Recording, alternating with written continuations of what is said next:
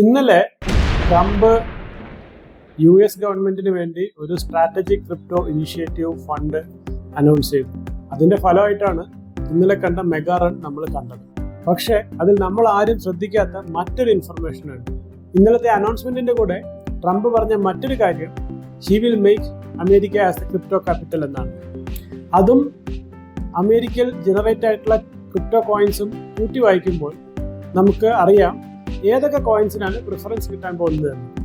ഈ കാണുന്ന കോയിൻസ് ആണ് മഗ കോയിൻസ് എന്ന് ഇൻ ജനറൽ അറിയപ്പെടുന്നത്. അതായത് US ഉത്ഭവിച്ച് അവരുടെ ഫണ്ടിങ്, അവരുടെ വെഞ്ചർ ക്യാപിറ്റലിന്റെ സഹായത്തോടു കൂടി വളർന്നു വന്ന പ്രൊജക്ട്. ഈ പ്രൊജക്ട് അനലൈസ് ചെയ്യുകയാണെങ്കിൽ നമുക്ക് കാണാം യൂണിസ്വാപ്പ്, ചെയിൻ ലിങ്ക്, ആപ്റ്റോസ് എന്നിവ ഒരു അപ്പർ ഹാൻഡ് ഉണ്ട്. ഈ കോയിനുകൾ ഡെഫിനറ്റ്ലി ട്രംപിന്റെ റിസർവ് ഫണ്ടിൽ കയറാൻ സാധ്യതയുള്ള കോയിനുകളാണ്. Follow me for more information.